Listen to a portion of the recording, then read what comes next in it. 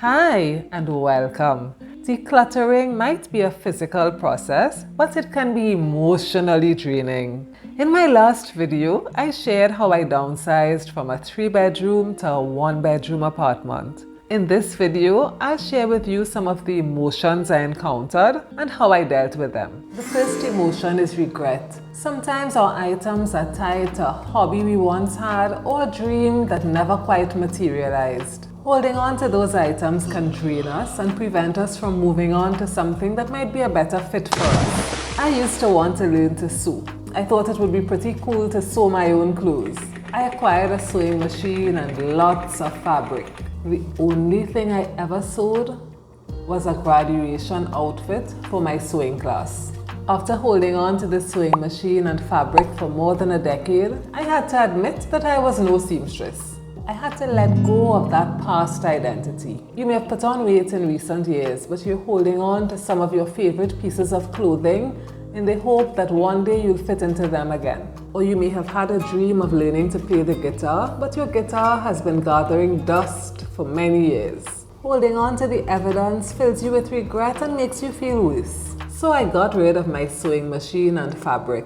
But my books were a different story. I had always been an avid reader and I purchased books regularly. But some of them I never read. I thought I'd get to them someday. I had to admit that I had already spent the money and that I would not recover my funds by holding on to some books that I would never read. Besides, many of those books were already available electronically via PDF or audiobook. I could always download one on my Kindle if I really wanted to read it later on. So I divided my books into 3 piles. The books that I had read and enjoyed and wanted to keep as references, the books that I no longer felt inclined to read, and the books that I wanted to read within 6 months. At the end of the 6 months, I still had not read many of them, but I happily donated them to school and friends. And this brings me to the next point.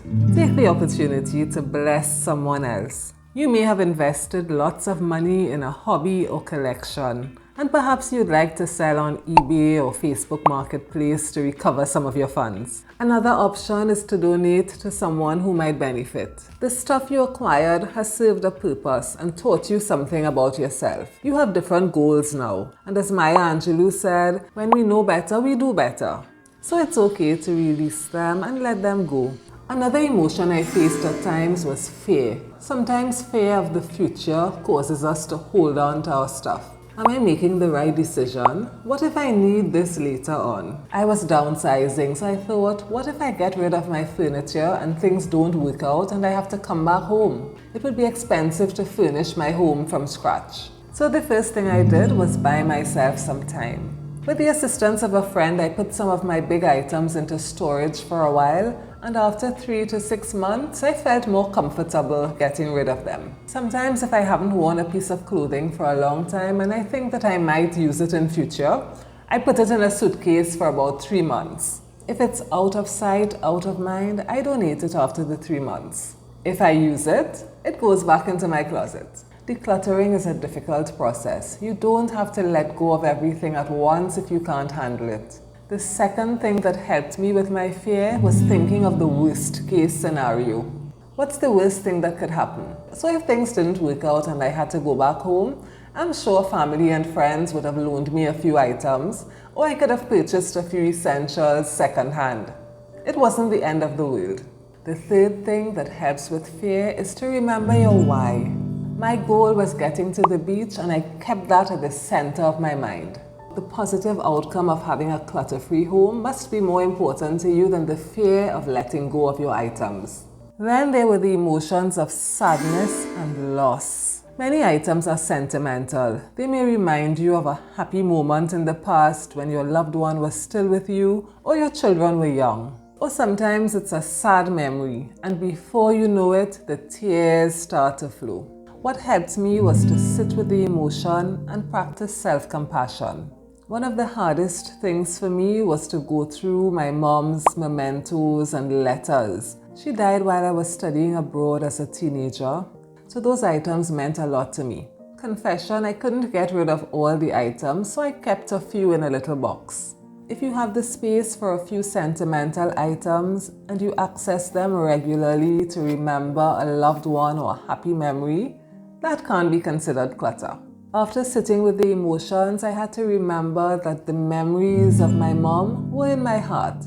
Those memories won't go away, and you don't need a material possession to remember them. Also, they wouldn't want you to feel burdened by their stuff. The third thing that helped me to deal with my feelings of loss was to take photos and digitize. As a teenager, I had a pen pal from the US. Her name was Tracy, and we would exchange gifts for birthdays and Christmas.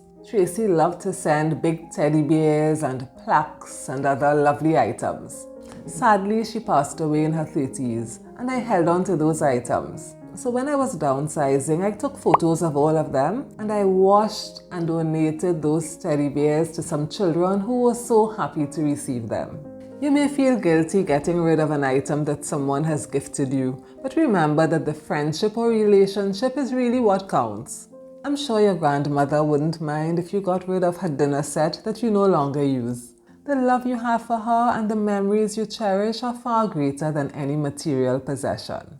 Don't hold on to anything out of guilt. Let it go. One of the strongest emotions I felt when dealing with my dad's possessions was overwhelm. There was so much stuff I did not know where to start. Here's what helped me. 1. Have a plan. I decided on a plan of action.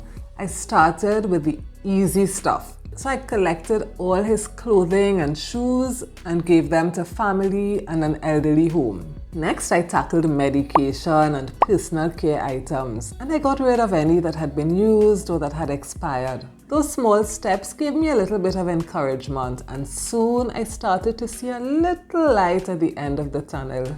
The second tip is to take small steps. Easy does it. Instead of decluttering your entire garage, start with your garden tools. If your bathroom closet is overwhelming, why not start with your makeup brushes? Start small and creep, and soon you'll be walking and running. And the third tip is take a self-care break. So go for a walk in nature, or take a nap, or have a chat with your friends and family. Let them support you in whatever ways they can. Or spend some quiet time journaling about your experience. That can help to bring your emotions to the fore. The main thing is to distance yourself a bit from the stressful environment, and when you feel better, you can return to your task. Decluttering is hard work. Keep the end in mind, work through your emotions, and before you know it, you'll be letting go of all the stuff that's weighing you down.